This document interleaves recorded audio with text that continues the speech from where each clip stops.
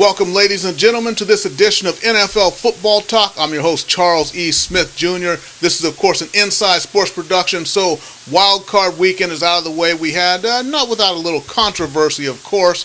There was a blowout win. There was some controversy. We'll get into all of that, but before we do, you know I don't do this show alone. I only work with the best. A lot of you already follow him on Twitter, and if you're not, you know, you should be ashamed of yourself because this man has a lot of wisdom, none other than Chris Lardieri. You follow him on Twitter at Chris L Sports. Chris, what's happening out there, man?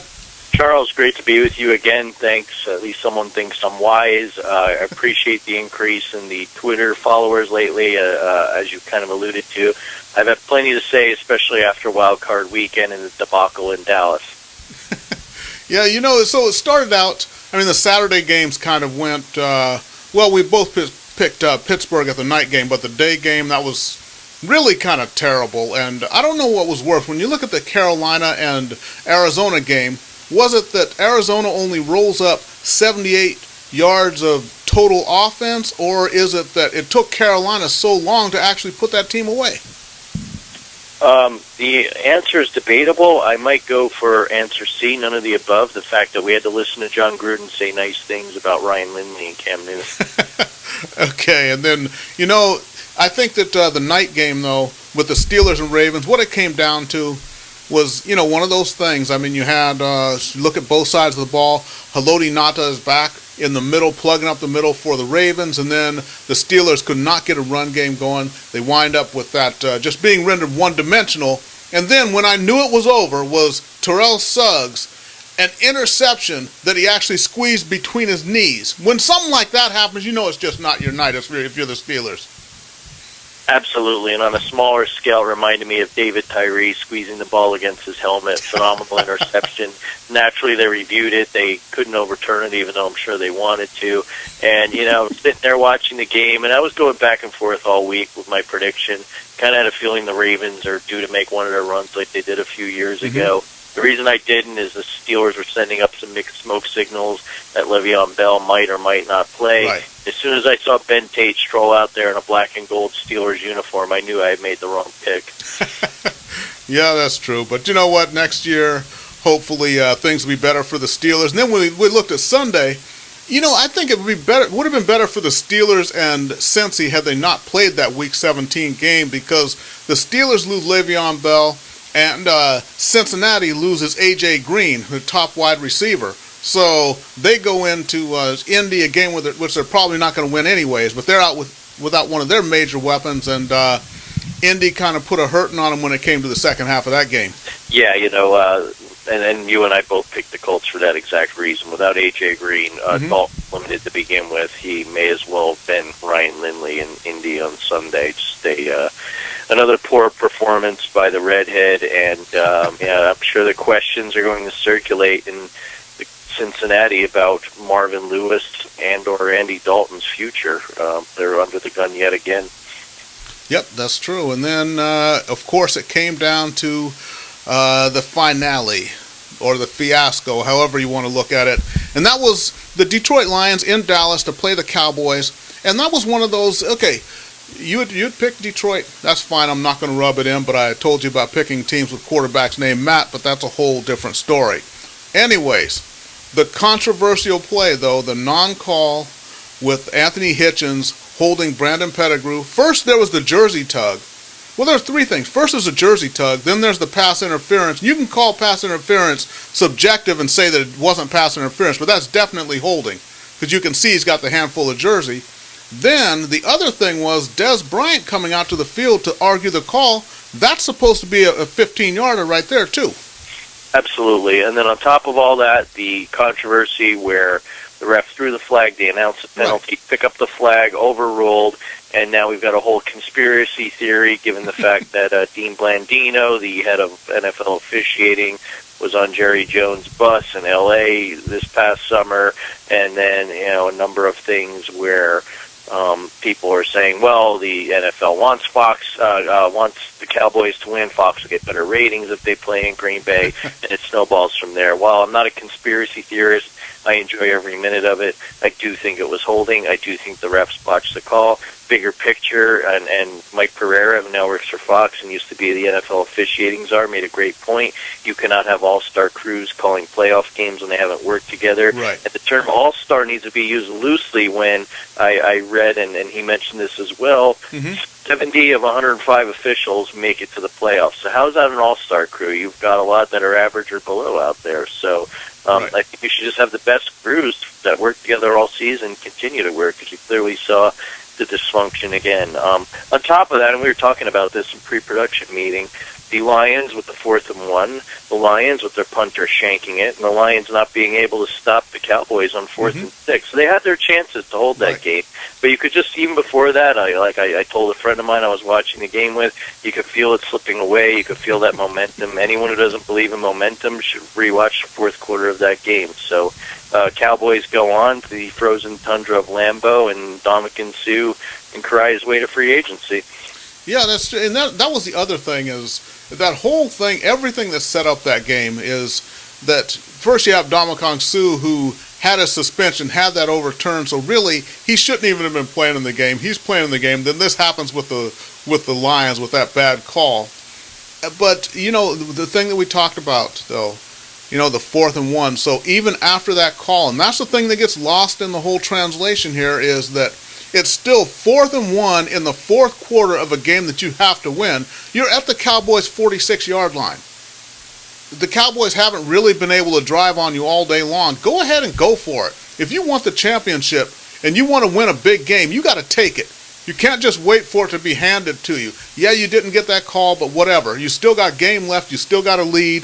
So you got to play that out. And I got to put that on Caldwell right there for not having the stones to go ahead and go for that on 4th and 1.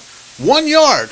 1 yard between you and advancing, and you're not going to go for it? Absolutely. And, you know, I clearly hadn't read the piece that was in the New York Times earlier in the week or over the weekend, I forget when exactly, where they had an economist outline all the scenarios where you should go for it on 4th and 1, and clearly that was one of them. And like you say, I don't understand. It was almost reverse Mike Smith. Mike Smith loves going for it when he shouldn't on 4th and 1, and Caldwell's the antithesis of that. So there'll be a lot of people kicking themselves in Detroit. But to his credit, Caldwell said he didn't agree with the call, and he was going to leave it at that, but his team did have chances to win. So props to him. He was not a bitter coach in defeat by any means.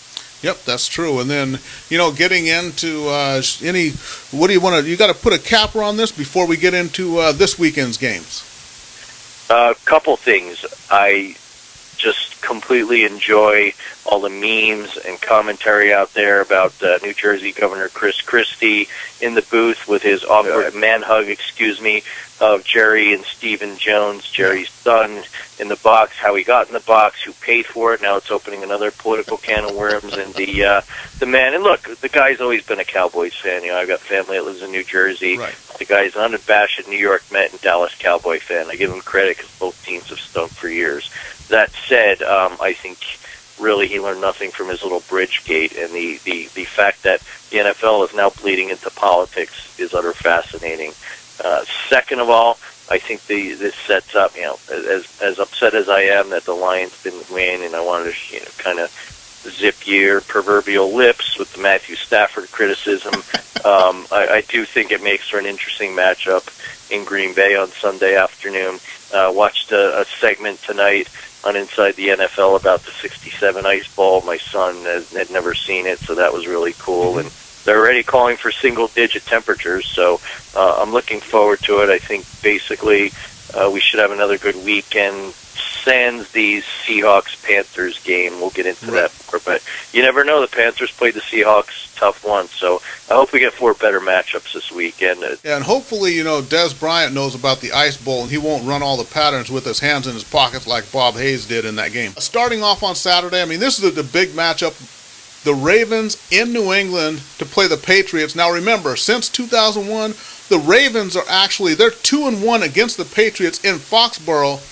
And honestly, now all you Patriots fans out there, I do apologize for what I'm about to say, but it should be 3-0 because that was that weird playoff game a couple of years ago when Lee Evans first drops a touchdown pass, and then Billy Cundiff comes in and shanks the field goal that would have sent it into overtime. But really, technically, everyone knows they should be 3-0 in Foxborough, but It's going to be a great matchup this time. We got the two big guys in the middle, Haloti Ngata on one side, Vince Wilfork on the other for the Patriots. So all the makings of a fantastic game here. Yeah, and I didn't look into the logistics of it, but the fact that NBC has a divisional game and the Super Bowl, they got to be pretty happy that they got this one in the Saturday afternoon slot. So I'm sure they're just completely licking their chops over this right now, because I think it will be a good game. We can look at both teams being able to plug up the middle in this game here. But I think one of the differences going to be here is it comes down to who can run and also those clutch catches down the field. When I look at the running game of the Ravens is a little bit suspect. The running game of the Patriots, ever since LeGarrette Blount got there, has come alive. The Patriots have been rocking and rolling. Also, you got Gronkowski, who can catch anything. And, I mean, all those medium-range things are going to keep the chains moving. I think they're kind of better suited to do that. Now, on the other side of the ball, you do have the Ravens. You got the Smith brothers. You got Torrey Smith. You got Steve Smith Sr., who everybody loves their grit, fight, and determination. But the defensive backfield, and this is why the Patriots made those pickups in the offseason. Brandon Browner, and also you got Darrelle Revis back there to take care of those boys. So when it all shakes out, I think I'm looking at a good, close, tight game. I think that narrows the margins, probably by 3 points, 4 points maybe, but I like the Patriots in this one. I'm going to disagree with you. I think this is the Ravens' year for some reason. I'm not saying they're going to win the Super Bowl, but I like the way Joe Flacco is playing. It's evoking memories of the Giants and Eli, and everyone counts them out, and they have a lackluster stretch or not a great end to the regular season. The offense might not be clicking. I think they're playing well. I do like that. I do like Revis on that side of the ball. That said, Steve Smith is a man on a mission this year. He wants that Super Bowl ring. I would not be surprised if he catches a touchdown in this game. I'm just going to go out on a limb and say that. I think that I agree with you. It's going to be a close, hard-fought game. I don't expect it to be high-scoring. What I think the difference will be is Justin Tucker. I think this guy is an outstanding kicker, completely underrated. The guy just does not miss. It doesn't matter whether it's in the cold or not. And I think it could come down to kind of a deja vu all over again, but Billy Cundiff will not be there to miss the field goal. Justin Tucker will drill it, and it's something like, say, a 16-13 victory. If I'm wrong and he does shank it, I do think it'll be a close game, and the Ravens will probably give the Patriots the toughest game at least on the AFC side of the playoffs. So I agree with you. I expect the slugfest, but by no means will you see a blowout in Foxborough this weekend. That much I can guarantee you. For the record, you're on the Ravens, correct? I am on the Ravens. I always like to pick one underdog these first 2 weeks of the playoffs, and I'm going to, without giving away too many hints, that's going to be my underdog pick. Okay, so let's move on to the Panthers in Seattle to take on the Seahawks. The Panthers rolling over a depleted Arizona team last week. I will say one thing about the Panthers, even though it took them a little while longer to get rolling than I thought it should, looking at the advantage they had, but Cam Newton, I really think something happened with that, that rollover car accident he had. I think let's get over the whole thing of whatever, near death or what you think experiences will do. But I think it made him refocus, and I think he's been a different player from that point on. But what do you think in this one? I'm going with the Seahawks. It's really hard to win up there. I know the Cowboys did earlier this year, but the Cowboys have DeMarco Murray, one of the best running backs in the NFL. And although he's had a nice stretch run here, I don't think Jonathan Stewart's going to do the same damage against that revitalized front seven in Seattle. Look, the Panthers got a nice win against the Cardinals, but like you said earlier, they did not put that team away, and it was one of the worst offensive performances the Cardinals gave in NFL playoff history. And I do think the Panthers' defense is playing really well. I think they'll keep it close. Haven't been that impressed with Russell Wilson on the offensive side of the ball the last few weeks, but they're playing at night. It's going to be cold. I'm sure it'll be raining. That's a real bold prediction. And with the 12th man up there, I really think that's just going to frustrate Newton, and the Seahawks win and go on to their second consecutive NFC Championship game. Yeah, I think so too. And when I look at it, it's like you can look at the two teams and you can compare every position if you do the breakdown. Who has the better offense? Who has the better defense? Who has the better running back? Who has the better quarterback? The only thing I might say is maybe it's a wash as far as receivers go. That's about it. but all the intangibles point to the Seahawks. And when Dallas beat the Seahawks, that was different. I look at the Seahawks team the last 5 or 6 weeks of the season. They're dominant now. So, yeah, I like the Panthers. I like them to go put up a fight there. But, yeah, I got Seahawks all the way on this one. That's about time we agree, Charles. Okay. Now, the Cowboys at Green Bay. You talked about the Ice Bowl way back when. This is kind of a rematch of the Ice Bowl. Let's go ahead and say that. If we can jump over every game that's happened in between then and now? Yeah. Okay. All right. So, Cowboys' big win last week. Aaron Rodgers, the only question would be with Green Bay is Aaron Rodgers, how is that calf? Is it okay since, Donkey Kong Sue did the stomp on it? But he should be okay now. You know what? I look at this game. I really want to pick Green Bay. But we got to look at Green Bay's defense can be had. That's the thing about it. They can be had, and they can give up a lot of yardage. The Cowboys have the weapons. But I'm going to go ahead and say I'm going with Green Bay, the elements, at Lambeau Field. I'm going to take Green Bay at home to win this game. But the Cowboys definitely have the firepower to beat them. They do, but I just don't think it's going to happen this weekend. I'm going to agree with you on this as well, and I think the differentiating factors will be the weather, like you alluded to, and the fact that Aaron Rodgers is not Matthew Stafford, as I learned the hard way, not that I know previously. But the Lions had their chances. Everyone raved about the Dallas defense and how they were so improved. I haven't been that impressed with them. I think the Lions could have easily put that game out of reach sooner, and they didn't, and you cannot do that with Aaron Rodgers. And you're looking at an 8-0 team at home, and I know the Cowboys are 8-0 on the road, but that is just a tough place to win in the cold. And I also think that DeMarco Murray, whether it be that defenses are seeing on him now or his hands bothering him, does not look like the same player we saw from the middle of the season on, or the one that went up and ran all over the Seahawks. So I'm going to agree with you and go with the Packers to set up a tremendous NFC Championship game in Seattle next week. The last game was going to come up in the early afternoon Pacific time here. The Indianapolis Colts in Denver, rematch of the season opener, which Denver won. But how do you see that one? Andrew Luck against Peyton Manning. There you kind of got the present against the future, the teacher against the master, all those kind of subplots going on there. What do you think? It's a rematch of the first Sunday night game of the season. Really was a blowout. The score didn't indicate that, but the Colts got some scores in garbage time.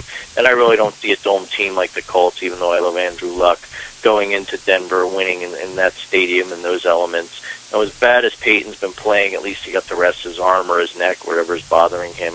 I really do not see the Colts defense presenting a challenge to the Broncos offense. And despite the fact the Colts played a nice game and Luck lit up the Bengals for 367, he only had one touchdown, kind of deceiving, and I don't see him going into Denver and winning there. May even be closer than we think, but I do not see Denver losing to the Colts at home and going Broncos. Yeah. I got to agree because I do think, and you like to say, I think it's going to be a little bit closer than people may think. Denver still is having a little bit of trouble with that running game, but if they need to go ahead and go back to the candy store, which is letting Peyton Manning sling the ball all over the field a little bit, they can go back to a little of that and then worry about what they have to do in the next game. But Indianapolis, with the way that they're going, the run game is a little bit too one-dimensional, even though they did run for over 100 yards against Cincinnati last week. But I still don't like the run game of the Colts. And then you got the Denver run game, which is a little bit suspect. But when it comes down to it, I think they have the few more weapons on offense there. So this could turn out to be kind of an ugly, sloppy game. It could. When you're looking at the elements and looking at teams, both teams trying to run the ball that can't, it could get a little bit ugly. But I think when it comes down to it, I got to go with Peyton Manning and the Broncos in this one also. Yeah, definitely. And one other side note, even if Peyton doesn't have it or he's going to dink and dunk, I think at some point they'll do like they've done in the last month of the season and just pound the ball with C.J. Anderson, which has been a winning formula, and I don't see the Colts stopping him. Yep, there we go. All right. 4 up and 4 down, just like that. And then before we know it, it'll be championship weekend and then on to the Super Bowl in Arizona, which I really wish I was going there. You and me both. I don't even care who's in it. I just love to be at that stadium and love the atmosphere around the Super Bowl. Yep. So, before we about ready to sign off here, any final notes for all the rabid football fans out there, Mr. Lardieri? Absolutely, as always, getting away from the playoff talk, a lot of interesting storylines are developing regarding the aftermath of Black Monday. It looks as though no one wants to work for the Jets or the Chicago Bears.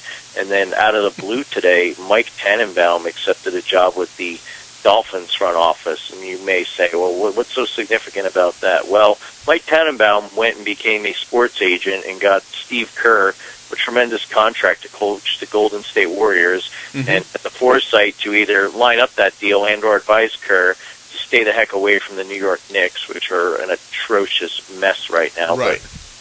But, not to make this NBA basketball talk, but guy did a good job as an agent, is now back in the front office. So that opens a whole other can of worms. Does he want to bring Rex Ryan with him to Miami? Is Joe Philbin's job on the line? And then I heard another interesting storyline related to that. Steve Ross, the owner of the Dolphins, said Philbin's job was safe. And getting back to conspiracy theorists, they're saying now he didn't pursue Harbaugh because he knew he wanted him to go to Michigan. He's a big donor there. So that's why he gave Philbin the vote of confidence. So my question is Joe Philbin out of the woods yet? Do you think he could be replaced, or could they park Rex Ryan in there for a year as a defensive coordinator, be looking over Philbin's shoulders? Not quite sure. Also read today Ryan's interviewing with CBS. So, a guy who had such a mediocre record is surely in demand. And name that came out of the blue and interviewed for a number of these jobs is Mike Shanahan. I guess people realize, the guy did not lose it, and look at the problems that poor Gruden's had in Washington with RG3 as a little common denominator coming out of the nation's capital. So be interested to see if he ends up with the 49ers or even the Bills. And finally, who would have thought that the Bills is a more alluring job than the Jets or the Bears? I was just completely amazed by that, but it says a lot of how those two franchises have gotten run into the ground. Well, when you look at the Bills, because Doug Marrone opted out of his contract there because he was able to do that when they changed ownership. But when you look at the Bills, look at the mess that they have there, though. Is E.J. Manuel going to be the quarterback of the future? Kyle Orton retired. In fact, Orton, he wanted to retire. This is when you really know that your career is finished. He actually left $5 million on the table to retire instead of going back and playing QB for another year. So Orton is finished. And now, if you were the new coach, you're going in there. What exactly is your quarterback situation? So now you're going to go in there and you have to try and shape and mold E.J. Manuel into something that, that can win games, into a guy who can win games. The defense is there in Buffalo, but the problem is on offense. You got a decent run game. Actually, they just need a quarterback there in Buffalo, and I think they are not that far away from being a 10-win team. I completely agree with you. I look at that defense, and I look at the lack of a quarterback, and I look at the Houston Texans, and now you see why Bill O'Brien took that job. I mean, the guy almost made it to the playoffs. So the revolving door of Fitzpatrick, Mallett, and Keenum, and even if E.J. Manuel's not the answer, I'm sure they could cut bait and get out of that contract at some point. Plug in a guy, and Orton played decent down there, but there's got to be other free agents, I don't know off the top of my head, that they could sign for a year, maybe draft a quarterback in one of the middle to later rounds and develop him longer term and let him sit a veteran. Let me throw this at you. Let me just throw this at you, a wild scenario. Looking at all the pieces that are already in place there, do you go after Jay Cutler if he becomes available? Well, that's one of the rumors that came out, is that if Shanahan goes there, Shanahan was the guy who drafted Cutler in Denver, and they think he's the only guy that could get through to him. You know what? That's not a far-fetched idea. Yeah. And we know the Bears want to get rid of him, and I'll tell you what, I'll take Jay Cutler and all his beaten-down glory and criticism galore over E.J. Manuel or Kyle Orton, or RG3 for that matter, or Mark Sanchez. So I think that's a good idea, and it's a great theory that's lining up. Who knows if it'll happen, but at the very least, there's got to be a suitable backup out there, not named Sanchez, that can play there for a year before giving up on E.J. Manuel. And let's face it, in the NFL, you just need decent quarterback play now. Apparently, if you've got the defense to do it, I look at Well, like Cam Newton. Cam Newton was a number one pick. Let's face it, he did not play phenomenally this year, but he did just enough that Carolina D carried that team. So I know that's only one team, but I really like the pieces that are in place in Buffalo. And kind of tangential to that, you're hearing a lot of rumblings coming out of Buffalo about how no one liked Marrone. And E.J. Manuel was drafted by Marrone, and he completely blasted him on Twitter. Right. Their new concept about just what a jerk he was, essentially. So, wondering if it's a function of the coach there as well. So, a lot of interesting storylines to play out. And what's most interesting, Charles, I know you're going to be shocked like this, but the Raiders still don't have a coach, and no one wants to coach there. I didn't want to leave them out. Yeah, you know what? And the Raiders finally found a quarterback, and now they don't have a coach. But, speaking of that, what about that situation in Chicago, though? It seems like, wow, where do they got to get a GM, they got to get a coach, then they got to find imagine going in and interviewing for that job. I think first, unless they do things bass-ackwards like some teams do, first you want to get a GM, then he comes in and he's got to get his coach, as opposed to the other way around, which some teams do. Right, but the problem with that is, and I kind of heard the opposing view on this. You look at Pete Carroll in Seattle; he got hired, and then Schneider was then hired as GM. Right. Now, that worked out great, but that's kind of an outlier. What's interesting, though, is there are some hot candidates out there, like Todd Bowles, for instance. Mm-hmm. And if you don't jump on him, there are a number of teams interviewing him this week, and he is the guy, and a lot of people have mentioned he's from that Parcells coaching tree and school of thought. So if you pass on him, it'd be great to have a GM, but really, other than the greats like the Ron Wolfs of the world, do you ever say, like, wow, that GM really won this team the Super Bowl? No, I mean, at the end of the day, the coach is the one who takes the players that he's handed and wins with the team. So and it can go either way. Yeah, and I think that's really the GM is more of kind of an old school thing, like before you had the unrestricted free agency and days like that. Like you had Bobby Beathard, who built those great teams through the 70s and into the 80s. When he went over to Washington, he built a team when he was in in Miami and everything. So you had a lot of great GMs. Now that you have the era of free agency, I think it is more about the coach than the GM. But if you look back, I think, maybe 20, 30 years ago, it was more about the GMs. Absolutely. And, a team where I'm going to point to is the Ravens. Ozzie Newsom's an excellent GM, but he's got DeCosta as assistant GM, who is so entrenched there and wants nothing to do with the Jets that he's likely going to stay there. They've got a tremendous scouting department because, let's face it, after Flacco signed that contract, everyone had written off the Ravens and said they were going to be in rebuilding mode the next 5 years. Mm-hmm. And then on top of that, you've got the behind-the-scenes bean counters working the numbers and the salaries and getting under the cap and doing creative things with bonuses and incentives and whatnot. So it's more of a team effort now than it is the old days of just the GM drafting players or signing the Johnny Unitas's off waivers. Right. Exactly, which is that's one of the things you mentioned, Johnny Unitas, the Steelers back in the day, Figure a team as bad as they were before the Terry Bradshaw era. Let's just remember, at quarterback, the Steelers, they had Len Dawson, they had Earl Morrall, they had John Unitas, all of them. They had them in training camp and had cut all three of them. Amazing. All right, everybody. So remember, watch us here every single week.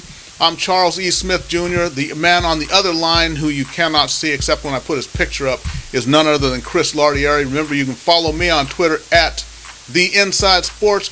You follow Chris on Twitter at Chris L Sports. And everybody, enjoy the games from this weekend. And we'll be back for the championship round, everybody. So thanks for watching NFL Football Talk, which is an Inside Sports production.